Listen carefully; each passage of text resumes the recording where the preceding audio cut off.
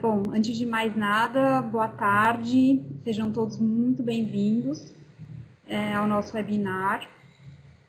Para quem não me conhece, meu nome é Renata Fialho, eu sou sócia do Verano na área empresarial e coordeno a nossa área de prática dedicada à indústria da saúde e ciências da vida.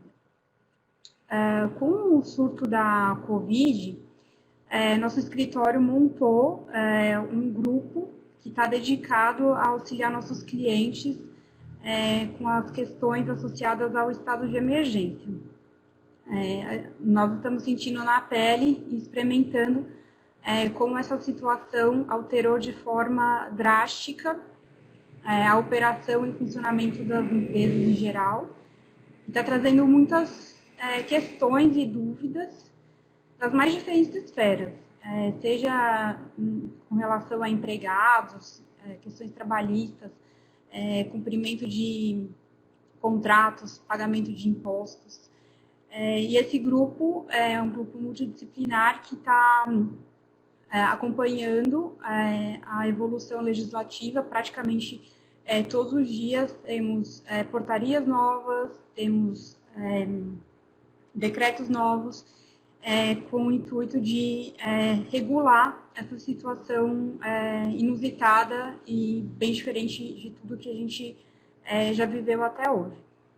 Então, o webinar de hoje ele é um webinar de uma série de webinários que a Força Tarefa do Covid-19 organizou, e ele é dedicado especificamente aos interesses de clientes atuantes na indústria da saúde.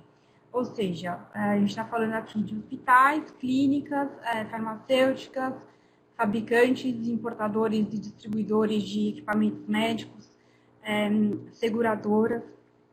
Então, passando aqui um pouco para a nossa agenda, eu vou fazer uma primeira apresentação comentando sobre as políticas públicas e os principais marcos normativos relacionados ao Covid-19. Vou falar sobre telemedicina. A gente teve muitas alterações num curto espaço de tempo. A questão de cadastramento de profissionais da saúde, que foi uma preocupação levantada por vários clientes, então a gente achou que podia interessar para outras pessoas também.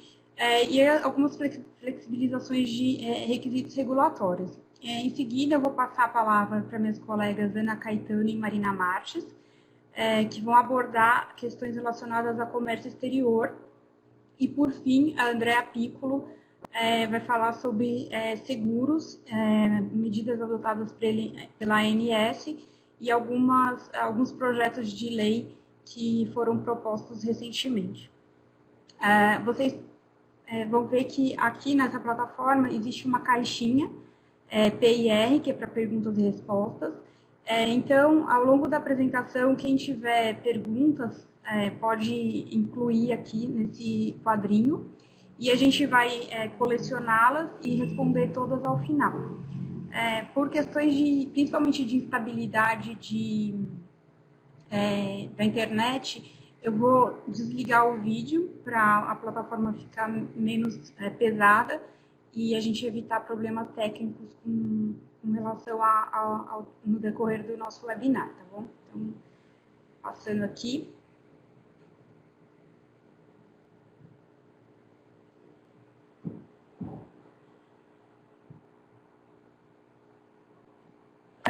Então, o primeiro ponto que eu gostaria de mencionar relaciona-se a esse panorama geral relacionado ao Covid.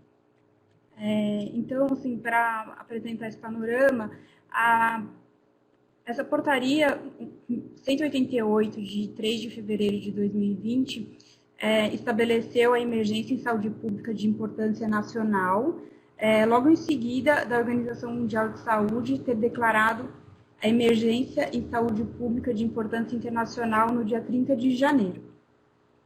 Essa portaria, ela fundamenta todas as ações urgentes de prevenção e controle de riscos e danos à saúde pública, em razão da necessidade que foi identificada pelo Ministério da Saúde de ter uma ação coordenada entre os sistemas de vigilância sanitária e atenção à saúde. Essa declaração de emergência, ela é indeterminada, né? Então o seu término vai ser vai ser determinado em seguida também pelo Ministério da Saúde. Em seguida, a fim de dar andamento nas questões de saúde e outras áreas do poder público, foi publicada a Lei 13.979, que traz quais são as medidas de enfrentamento à emergência que as autoridades vão poder adotar. Então, entre essas medidas, constam isolamento, a quarentena, realização compulsória de exames médicos, execução de estudos epidemiológicos, exumação, necrópsia, cremações, restrições excepcionais e temporárias de entrada e saída do país. Esse é um ponto importante para as empresas em geral, que é a parte de requisição de bens ou serviços de particulares, mediante subsequente pagamento de um preço justo, e autorização excepcional e temporária para importação, mesmo sem registro na Anvisa, de alguns produtos sujeitos à vigilância sanitária. Todas as medidas listadas aqui nos bullets, elas somente podem ser determinadas com base em evidências científicas e elas devem ser limitadas no tempo e no espaço ao mínimo indispensável para a promoção e preservação da saúde pública. Ou seja, a lei ela estabelece as medidas, mas também estabelece alguns critérios para evitar abuso do poder público. A lei, ela em seguida foi alterada por uma medida provisória que estabeleceu também que quando essas medidas forem adotadas, elas devem resguardar o exercício e funcionamento dos serviços públicos e as atividades essenciais. Em seguida à publicação da lei, foi publicada essa portaria 356 do Ministério da Saúde, que regulamenta e operacionaliza. Então, isso é só para apresentar um marco regulatório que orienta e com base nas quais todas as outras autoridades adotaram medidas de urgência no contexto da Covid. Então, isso vai se afetar tanto para o que eu vou comentar na minha apresentação, quanto o que vai ser apresentado na área de comércio exterior e também na parte de seguros. As medidas assim foram bastante numerosas e sobre temas diversos. A gente optou por trazer alguns temas específicos na apresentação de hoje, que são a questão da telemedicina, a convocação de profissionais da área da saúde e a flexibilização regulatória por parte da Anvisa. Tá? Aqui tem um panorama da evolução da telemedicina no Brasil, só para a gente ver que é um tema controvertido e que num espaço muito temporal, bastante abrangente, a gente teve uma evolução mínima até o surto do Covid. Então, a primeira vez que o Conselho Federal de Medicina se pronunciou a respeito da telemedicina foi em 1997, mediante uma provocação da Petrobras, a respeito da possibilidade de atendimento de profissionais que estavam alocados em plataformas ultramarinas por medicina à distância. Então, naquela situação, o CFM concordou, né, autorizou o exame, o atendimento médico sem exame direto do paciente. E, em seguida, em 2002, a gente teve a resolução CFM 1643, que faz referência à declaração de Tel Aviv, que é o que embasa as ações de telemedicina no mundo, mas ela foi bastante restritiva no seu escopo. Ela tem só 7 artigos, ela é bastante lacônica e, basicamente, ela autoriza a telemedicina em situação de urgência e emergência ou como segunda opinião médica. Em 2009, foram publicadas 2 resoluções sobre teleradiologia e também o Código de Ética Médica, que autoriza o atendimento sem exame direto do paciente em caso de urgência ou emergência. Então, a gente pode entender nesse sentido que mesmo nessa situação atual de Covid-19, a prática da telemedicina, ainda que não tivesse nenhuma regulação posterior, que eu vou comentar agora, ela seria plenamente válida, porque de fato a gente está enfrentando uma situação de urgência e emergência. No ano passado, ou seja, 17 anos após a resolução de 2002, houve uma tentativa de regular a telemedicina de uma forma mais abrangente, e em fevereiro foi publicada a resolução 227 de 2018, que tratava de uma forma bem mais abrangente deveres, responsabilidades, forma da prática da telemedicina, mas incrivelmente essa resolução ela não chegou nem a entrar em vigor, porque 2 semanas depois de ter sido publicada, o CFM publicou uma nova resolução a revogando, em virtude de muitas críticas recebidas ao texto da lei, de que não tinha havido uma consulta aos diversos CRMs dos diversos estados da federação e que, portanto, ela não deveria prevalecer. Desde então, o Conselho Federal de Medicina está recolhendo, abriu uma consulta pública e está coletando contribuições, já foram apresentadas mais de 1.500 contribuições, mas até o momento, na prática, o CFM não tinha aprovado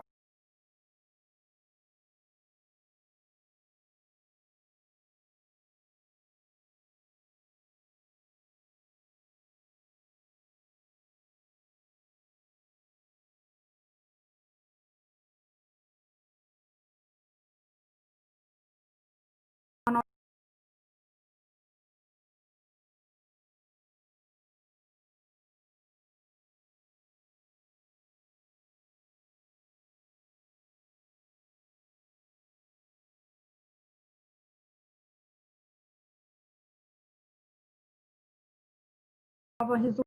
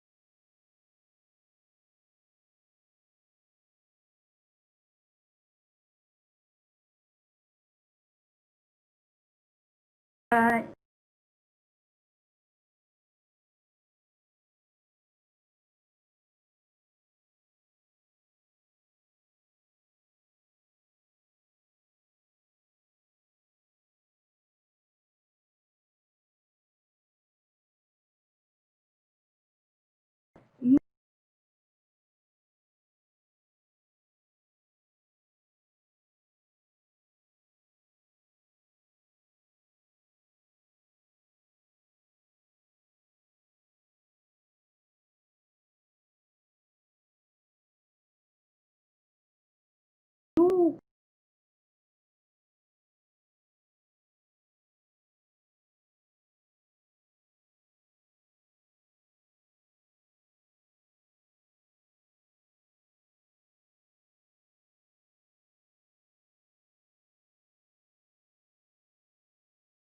contexto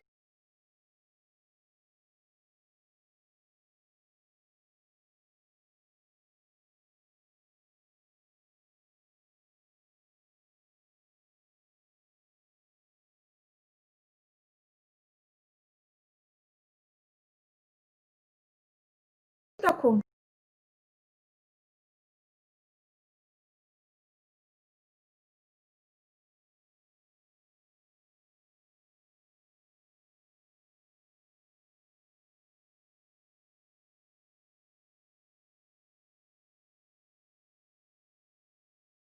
Covid,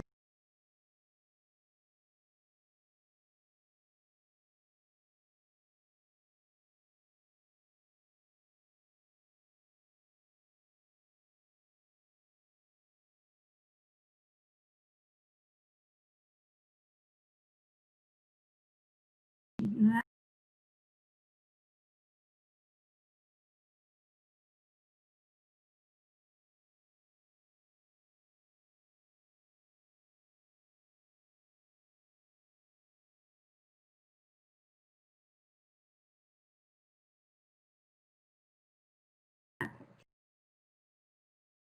Que eu trato aqui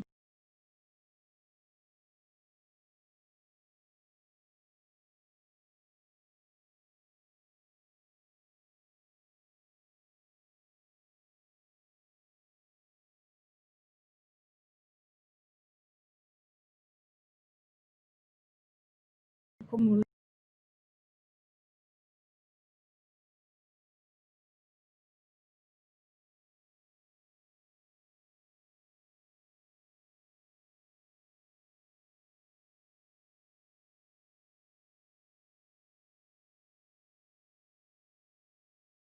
legislação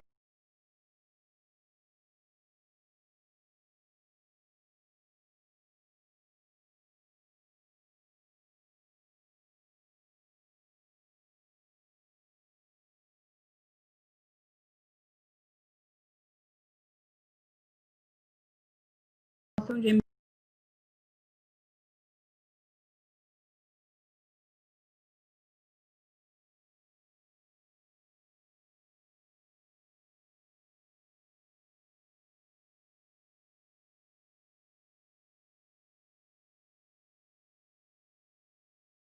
emergência,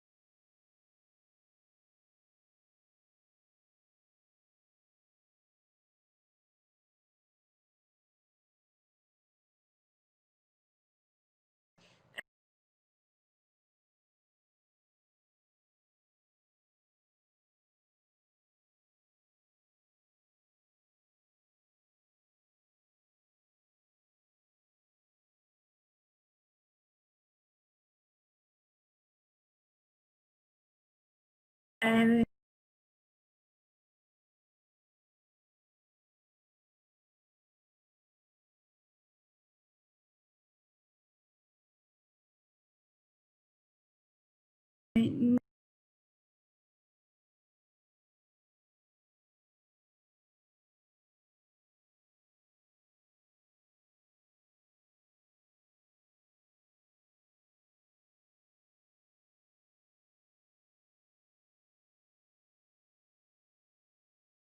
em março,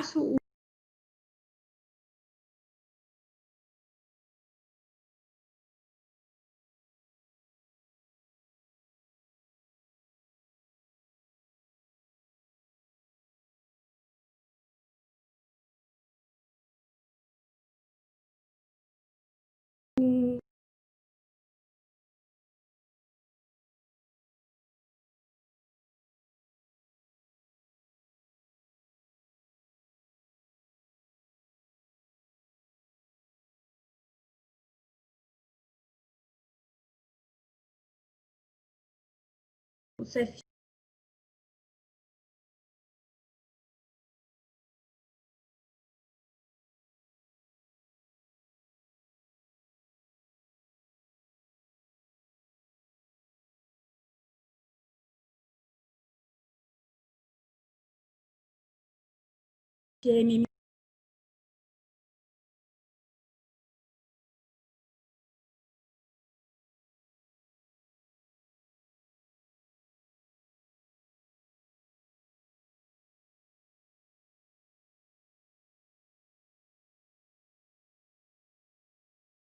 um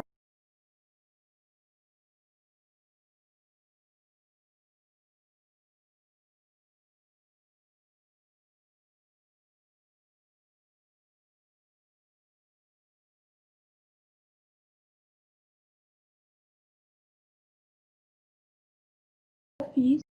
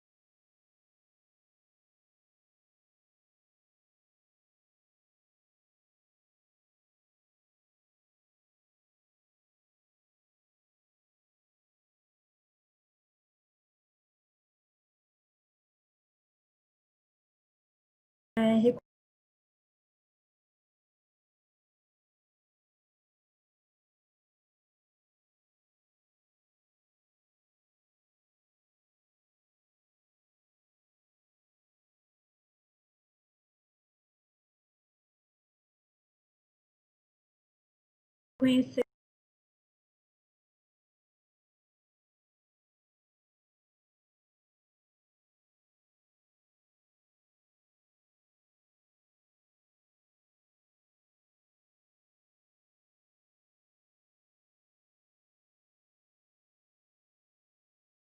a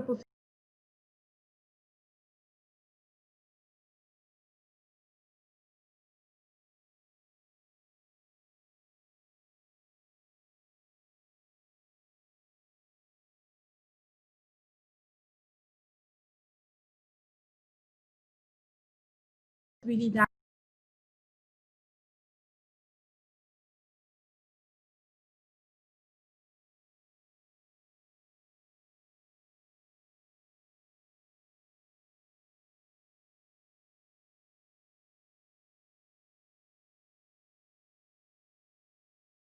da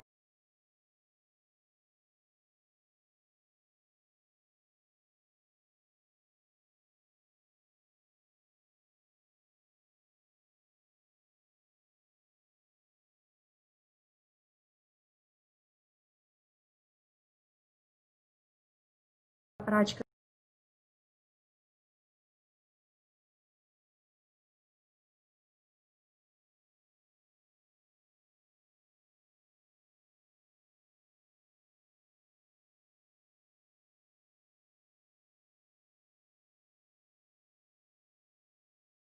da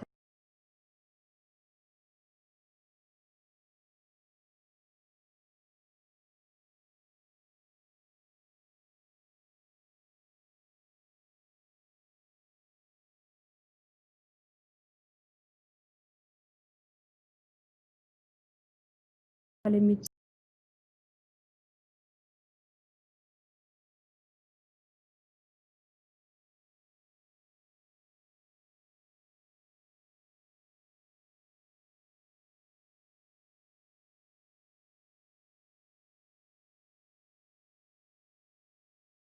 nesse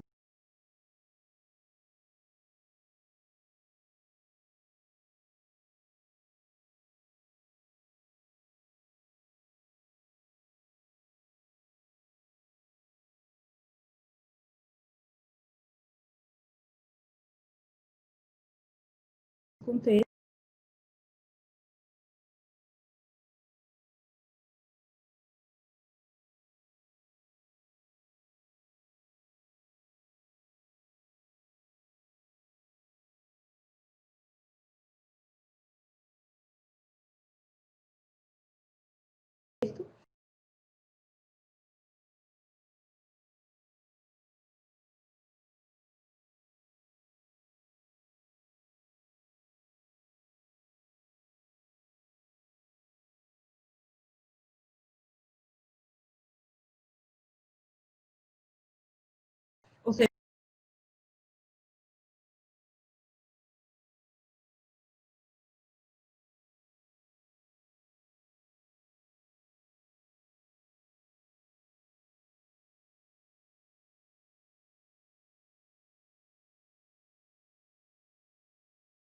seja,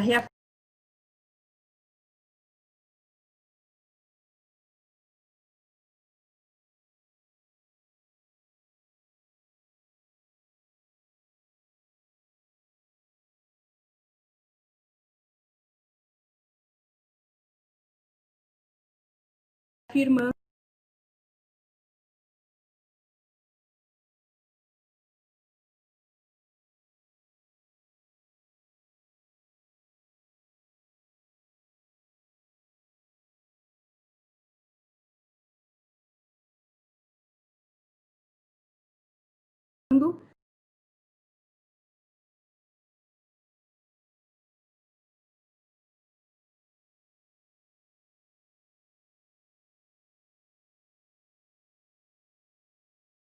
o que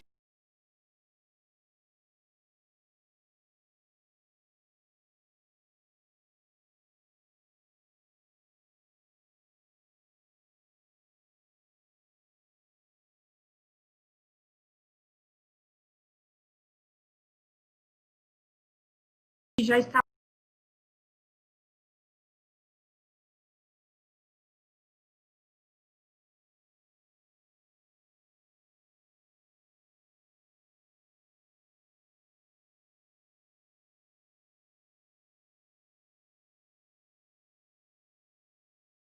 estava previsto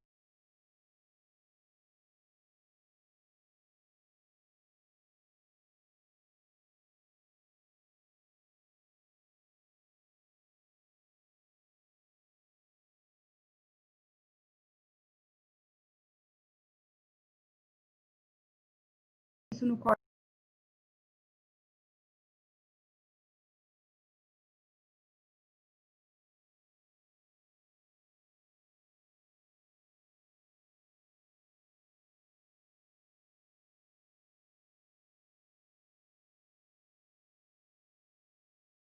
código de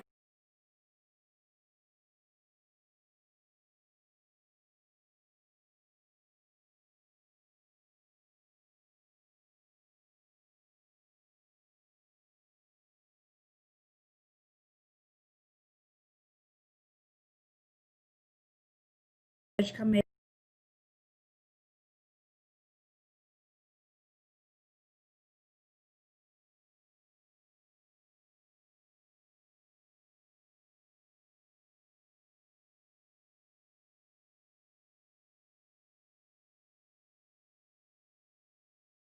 médica, né?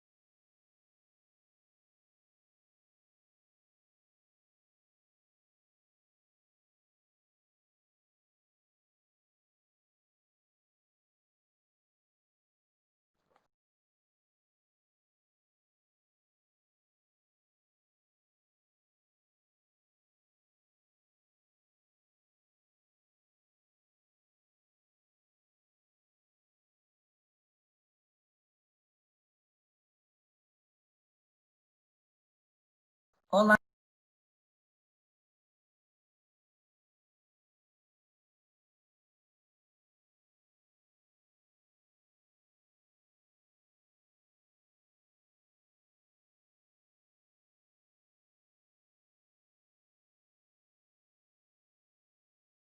boa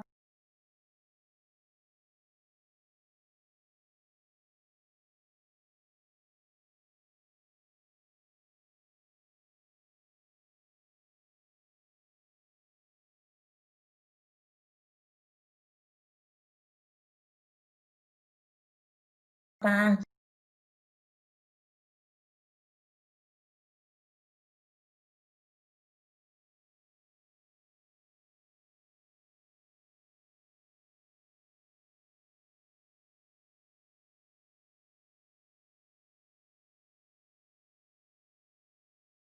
aqui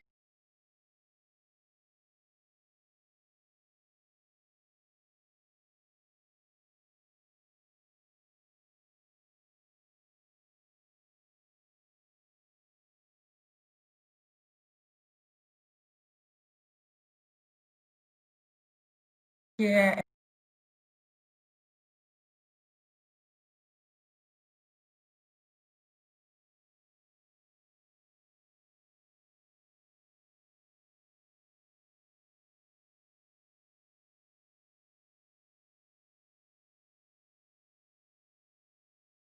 Ana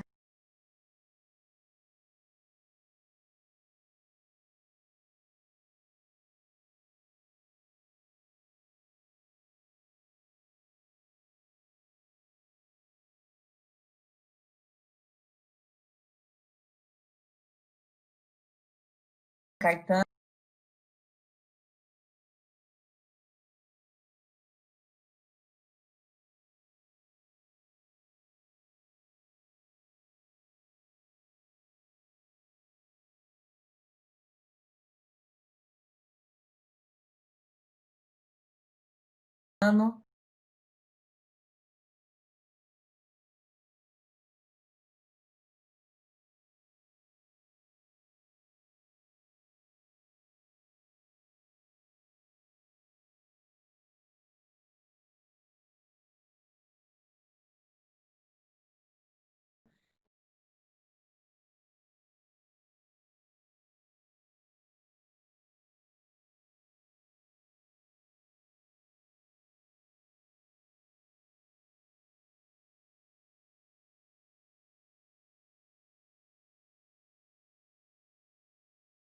eu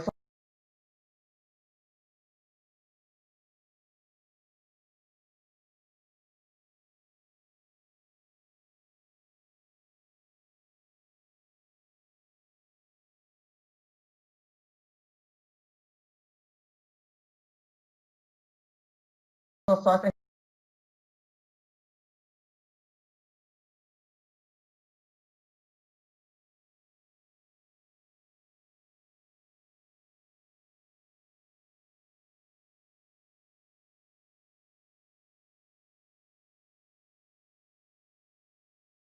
responsável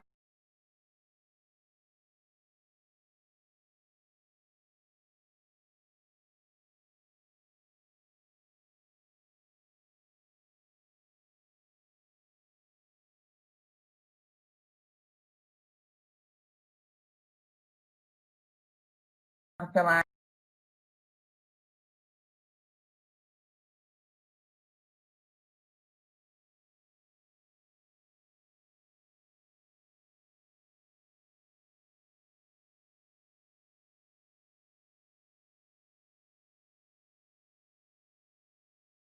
área de comércio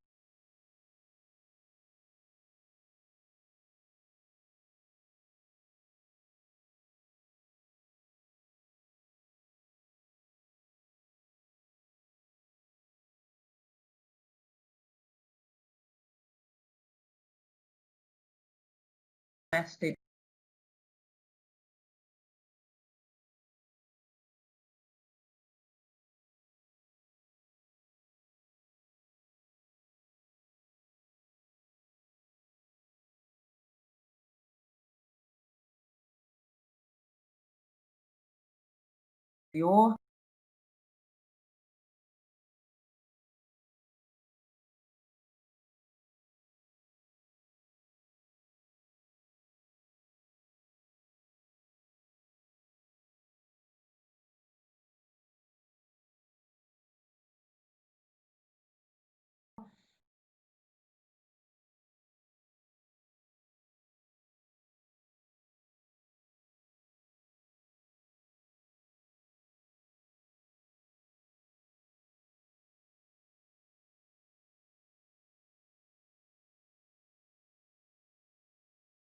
É,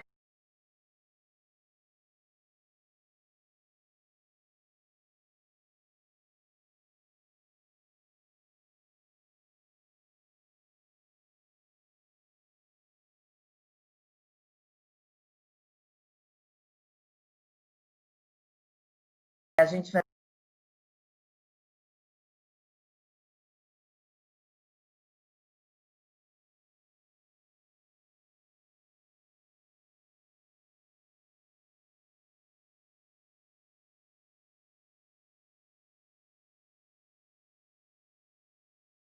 falar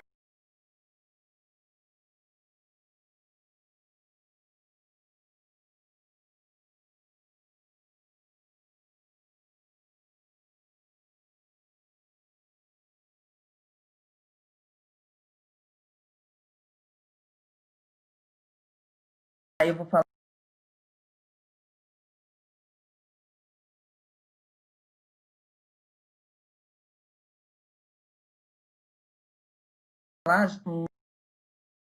um pouco.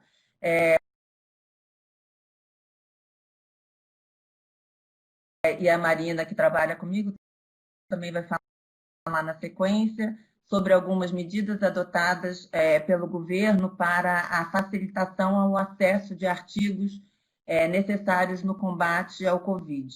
Eu vou fazer que nem a Renata, eu vou tirar o vídeo para não ficar muito lento e não ficar pesado demais, e a gente continua conversando.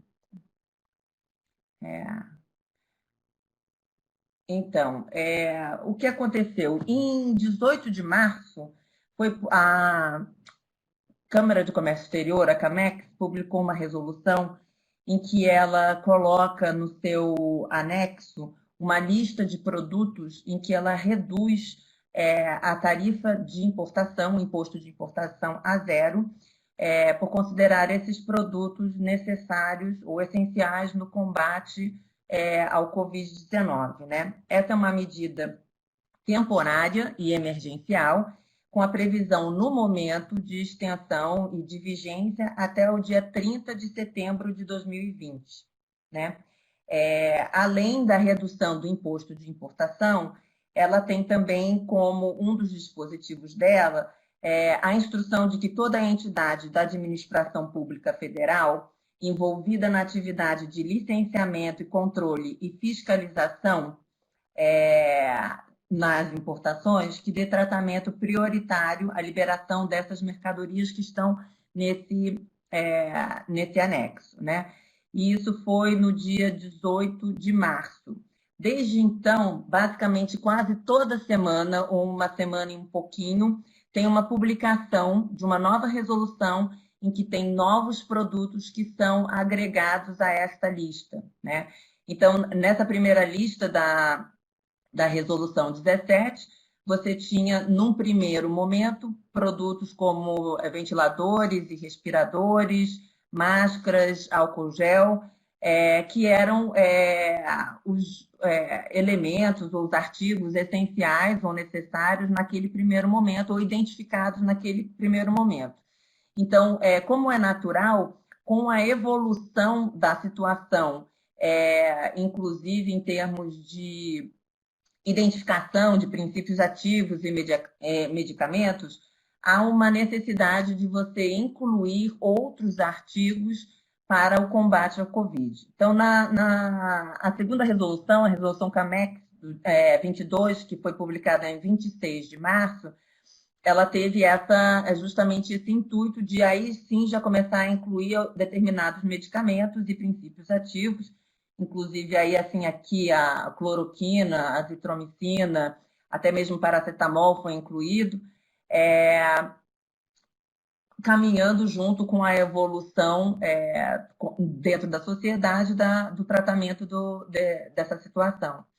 O interessante é que na resolução seguinte, que foi mais ou menos uma semana após essa publicação, foi no dia 3/4, veio uma nova resolução, resolução 28, e essa resolução 28, ela incluiu vários outros artigos, mas desta vez, o que é interessante é a gente identificar artigos que foram partes e componentes, peças, para a fabricação local de determinados equipamentos médicos hospitalares ou então de equipamentos de diagnóstico e testes de detecção do vírus. Né?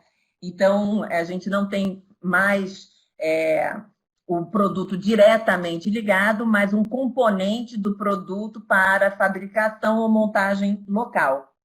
Então, na resolução CAMEX 28, essa que eu estou falando, a gente encontra ali monitor LCD, a gente encontra cartão de memória, a gente encontra placa-mãe, então várias coisas que são importadas, vários eletroeletrônicos importados para efeitos aqui de montagem ou fabricação local de produtos para o combate à Covid, né? Ao Covid. Aí, a última resolução foi publicada no dia 8/4, a resolução CAMEX 31, e aí já tem uma série de outros produtos também relacionados, como xarope, vitamina D, paracetamol, sulfato de zinco, desinfetante para dispositivo médico, máquina para produção de máscara descartável. Então, obviamente, isso aí vai evoluindo, incluindo esses artigos ao longo, junto com a evolução aqui de como vai ser tratado, como está sendo tratado, né? É interessante que a base, a gente está falando do imposto de importação e imposto de importação para o Mercosul, e o Brasil pertence ao Mercosul. O Mercosul ele possui uma tarifa externa comum, ou seja, o imposto de importação dele é igual para todos os membros do Mercosul, né? O tratamento de fora para dentro. Só que aqui há uma movimentação unilateral de se reduzir o imposto de importação e, portanto, quebrar, né, essa questão da TEC. E a base legal que foi utilizada foi o artigo 50D do Tratado de Montevidéu, que é um tratado que institui a ALAD, que é a Associação Latino-Americana de Integração, em que ele diz que nenhum dispositivo do tratado será interpretado como impedindo a adoção ou cumprimento de medidas destinadas à proteção da vida e saúde das pessoas e dos animais. Então, só para entender que essa foi Boa tarde a todos e a todas. Como já adiantado pela Renata e pela Ana Samarina, trabalho com a Ana Caetano na área de comércio exterior.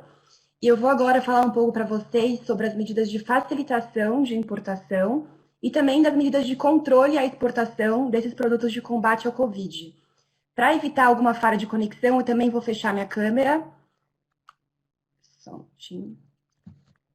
Bom, então, com relação à facilitação de importação de produtos de combate ao Covid, o que vem sendo feito pelo governo? Desde a publicação daquelas resoluções que a Ana mencionou sobre a redução da alíquota do imposto de importação, o governo também vem publicando algumas medidas para facilitar e acelerar o processo de importação desses produtos. Aqui a gente listou algumas delas, que são as principais, mas eu vou comentar com vocês no geral o que vem sendo feito. A primeira delas é uma medida específica para seringas descartáveis e para tubos de coleta de sangue. E essa medida foi tomada porque esses produtos, quando importados de algumas origens, estão sujeitos ao direito antidumping e, consequentemente, ao licenciamento não automático. Então, para facilitar e acelerar a importação desses produtos, o governo determinou a suspensão desses direitos antidumping e, consequentemente, a dispensa do licenciamento para esses produtos. Em paralelo, a Receita Federal também vem publicando diversas instruções normativas que visam facilitar esses procedimentos de importação. Aqui a gente listou algumas das principais medidas que vêm sendo definidas por essas instruções normativas. A primeira é a autorização da entrega desses produtos de combate ao Covid antes mesmo da conclusão da conferência aduaneira e também o processamento prioritário e o tratamento de armazenagem prioritário para esses produtos. Isso foi determinado por essas duas instruções normativas que estão mencionadas aqui, que é a 1979 e a 1929, e hoje cedo também foi publicada mais uma instrução normativa no Diário Oficial da União, que trata especificamente do caso de importação de produtos de combate ao Covid de origens preferenciais, então de origens que têm preferência tarifária. Quando você realiza uma importação de origens com preferência tarifária, você precisa apresentar um certificado de origem. E aí o que a Receita fez? Eles determinaram que se você está importando um produto de combate ao Covid dessas origens com preferência tarifária, você agora pode apresentar o seu certificado de origem até 60 dias após o registro da declaração de importação, que acelera bastante o processo de importação nesses casos. Em paralelo às medidas de da Receita Federal, algumas aduanas, como é o caso de Viracopos e Guarulhos, também vêm publicando algumas portarias com medidas adicionais para acelerar o processo de importação desses produtos. Então, por exemplo, se você importa por Viracopos ou por Guarulhos, além de você poder entregar os produtos antes da conclusão da conferência aduaneira, você também pode registrar a DI antecipadamente, antes mesmo da descarga da mercadoria, o que acelera ainda mais o processo. E, em paralelo a tudo isso, alguns órgãos anuentes, como já antecipado pela Renata, que é o caso da Anvisa, também vêm adotando e publicando medidas para facilitar o processo de certificação e anuência nas importações desse produto. Especificamente com relação à Anvisa, como já indicado pela Renata, a Anvisa vem publicando diversas resoluções que não dizem respeito só à importação de produtos, mas à comercialização desses produtos e fabricação de uma forma geral. Com relação à importação, o que foi definido? Que agora as importações de produtos de combate ao Covid estão temporariamente dispensadas da autorização de funcionamento de empresa e da notificação à Anvisa. Em paralelo a isso, alguns outros órgãos anuentes que também atuam, mas não tão frequentemente quanto a Anvisa, no caso das importações desse produto, também vêm publicando medidas. Então, o Exército Brasileiro, por exemplo, que atua como anuente em alguns casos de importação de máquinas e equipamentos, publicou um pedido de análise prioritária de licença de importação. Esse pedido está disponível no site do Exército Brasileiro. E o Inmetro também dispensou por 12 meses a certificação de luvas e de equipamentos para proteção individual. Então, além da atuação da Anvisa, alguns outros órgãos anuentes, como é o caso do Exército e do Inmetro, também vêm adotando essas medidas de facilitação. Isso é basicamente, em resumo, o que vem sendo feito pelo governo para facilitar e acelerar a importação desses produtos, porque não adianta só você reduzir a alíquota do imposto de importação se esses produtos ficam parados na alfândega, né? Em paralelo a isso, uma questão que a gente vem sendo bastante questionada pelos nossos clientes é se o Brasil está, de alguma forma, controlando de forma mais rigorosa as exportações desse produto de combate ao Covid. O Brasil, diferente de alguns países, não colocou e não impôs uma proibição geral a exportações desses produtos. Mas, apesar disso, a gente vem observando que algumas medidas vêm sendo tomadas que estabelecem, de certa forma, direta ou indiretamente, um controle e uma fiscalização mais rigoroso desses produtos. Então, tem duas medidas e duas situações específicas que mostram isso de forma bem clara. A primeira é a resolução colegiada, já mencionada pela Renata, que define que agora a exportação de alguns medicamentos e substâncias utilizados no combate ao Covid estão sujeitos temporariamente à autorização prévia da Anvisa. É o caso, por exemplo, da cloroquina e da azitromicina. Então, agora, esses medicamentos e outras substâncias utilizadas na fabricação desses medicamentos precisam de autorização prévia da Anvisa para serem exportadas. E, além disso, apesar da Receita Federal não ter emitido uma instrução normativa proibindo a exportação desses produtos, ela está, sim, controlando e fiscalizando essas exportações de mais de perto e de forma mais rigorosa. Teve um caso de um lote de mais de 3 mil máscaras que seriam exportadas para a Europa e que foram barradas pela Receita Federal por uma requisição de carga feita pelo Ministério da Saúde. Então, em casos de emergência nacional, como a que a gente está vivendo agora, o Ministério da Saúde tem a prerrogativa de fazer essa requisição de carga, e isso é enviado para a Receita Federal, e a Receita Federal pode, a partir disso, barrar exportações de produtos considerados essenciais para o combate ao Covid.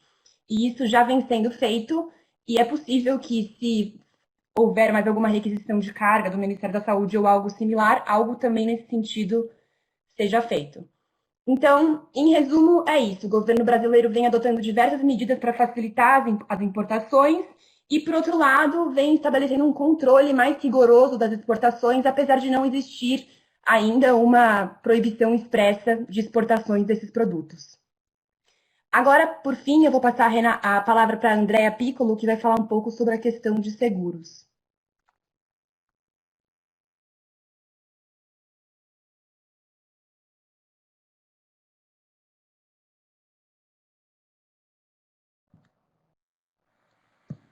Boa tarde, deixa eu só ajeitar aqui, boa tarde.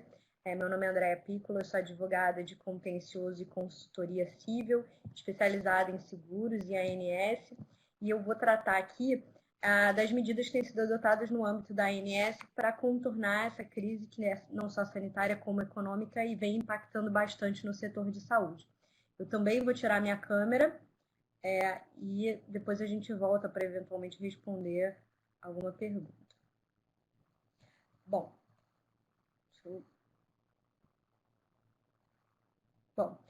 a gente vai falar basicamente de 3 medidas principais, vai falar também de alguns projetos de lei. A primeira delas, que foi adotada na reunião extraordinária do dia 12 de março, foi a definição de cobertura para o teste do coronavírus. Com isso, o objetivo principal foi esclarecer a questão. É importante mencionar que recentemente o STJ se manifestou no sentido de que o rol da ANS não é meramente exemplificativo, então há quem diga até que isso está reforçando a taxatividade do rol da ANS.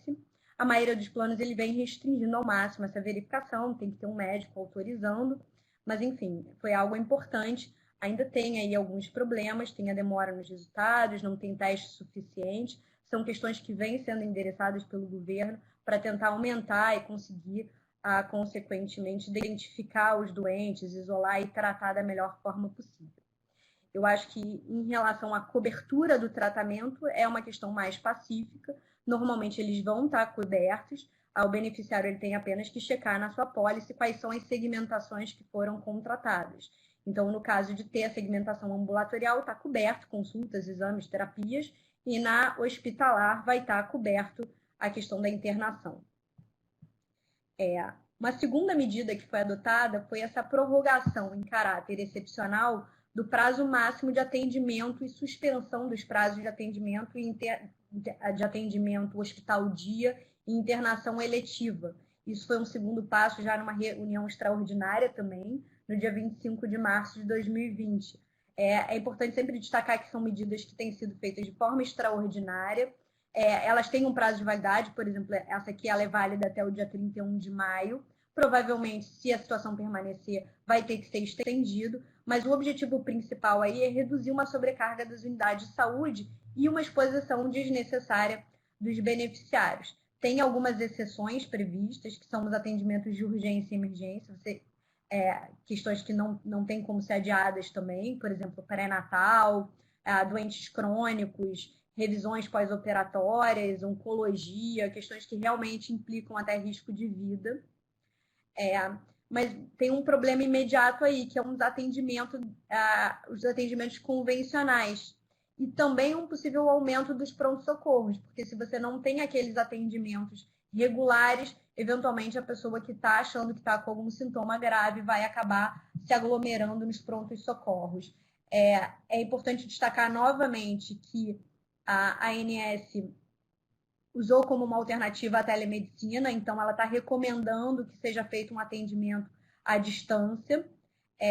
E dentre essas medidas, a ANS também está sempre reforçando que ela vai fazer um acompanhamento, que ela vai fazer uma reavaliação regular dessas medidas, para tentar, porque a ideia é gerenciar uma crise, e esperando um aumento no atendimento da demanda. Então, essa queda que está tendo, principalmente, né, nos laboratórios, nos exames e tal, é tentar gerenciar essa crise, porque obviamente que vai ter uma retração do mercado, como está tendo em todos os setores da economia. Uma coisa que a gente também tem visto já é algumas operadoras, inclusive, limitando a venda de planos. Eu vi, acho que no jornal, que 2 operadoras já estavam limitando o oferecimento de plano de saúde por adesão devido ao corona. E aí, porque você tem uma redução, embora você tenha uma redução no atendimentos eletivos, os pacientes que estão com Covid, eles provavelmente vão usar muito a emergência, e a carência dos planos é apenas de 24 horas, ou seja, acaba que vai ter um uso praticamente, pode vir a ter um uso praticamente imediato, e num volume que espera-se que seja, espera-se, infelizmente, tomara que não seja, mas espera-se que seja crescente, né?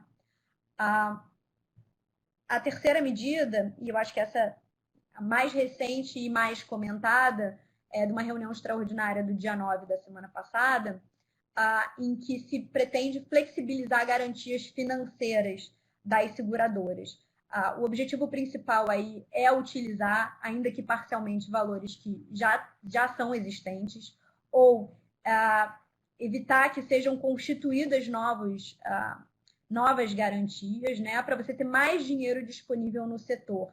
E qual o objetivo de ter mais dinheiro disponível no setor? É garantir que a prestação dos serviços, mesmo no caso do aumento do nível de inadimplência, porque você vai ter pessoas que estão desempregadas ou pessoas que são trabalhadores autônomos que não estão com renda, isso tende a retrair a economia, pessoas terem dificuldade de pagar as suas mensalidades do plano, e consequentemente, ou demissão, e aí o plano era o plano da empresa e pode ter algum tipo de suspensão, ou a pessoa perde porque é não contributário, enfim.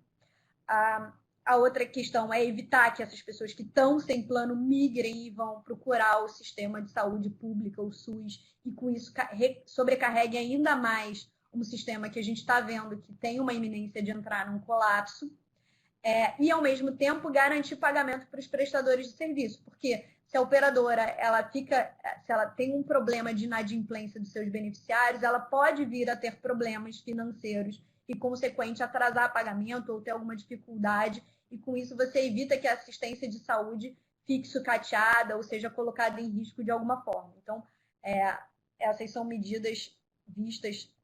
E como é que seria implementado isso? Quais são essas garantias que eu falei no início? É a retirada da exigência de ativos garantidores para garantir o pagamento ao SUS dos beneficiários de plano de saúde que usam o sistema de saúde público. Ela fica desobrigada a manter esses ativos garantidores. Também vê que tem uma limitação de tempo, até o dia 31/12/2020. Possibilita movimentar os ativos garantidores em montante equivalente à provisão de eventos ocorridos e não avisados, que são os famosos PEONA. As seguradoras, as operadoras têm obrigação de constituir esses ativos garantidores, da mesma forma que, em relação às seguradoras especializadas em saúde, vai ter uma redução na exigência da margem de solvência em 25%.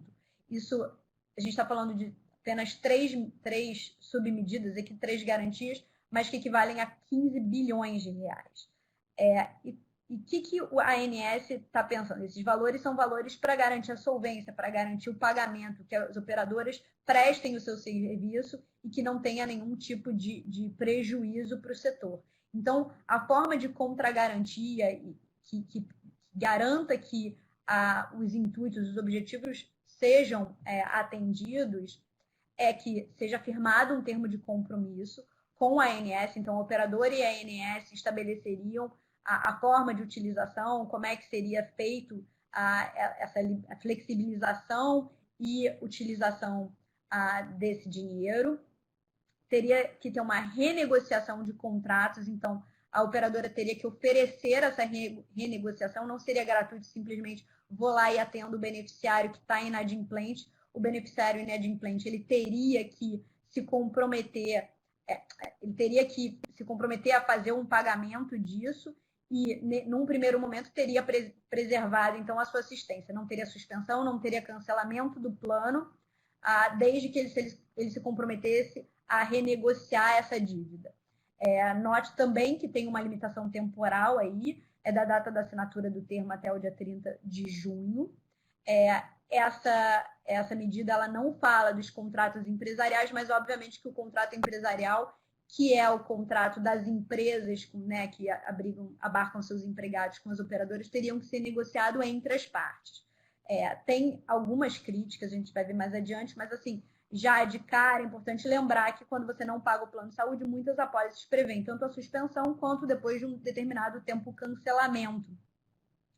E aí você vai ter é possível que tenha uma discussão judicial, né, sobre já está tendo discussão judicial sobre o cumprimento de termo de carência em alguns casos, e provavelmente também vai ter sobre essa renegociação, porque é difícil você fazer uma renegociação já num estado de emergência, já numa situação em que você tem que fazer isso a toque de caixa. Então pode ser que a gente vai ter que dar uma olhada se as operadoras não vão de alguma forma abusar aí dos consumidores, aí você tem questões especialmente com os mais fracos, com os planos individuais.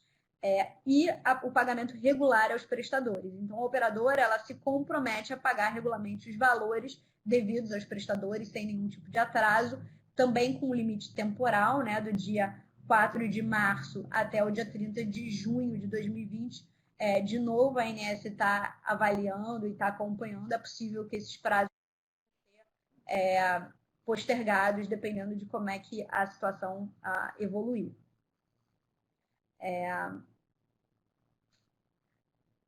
Bom, tem algumas críticas que foram formuladas, especialmente em veículos de comunicação que trazem as informações ao público, que teriam visto isso como um condicionamento do atendimento do beneficiário a essa renegociação, ao passo que seria mais generoso com o prestador de serviço, que garantiria que eles seriam pagos.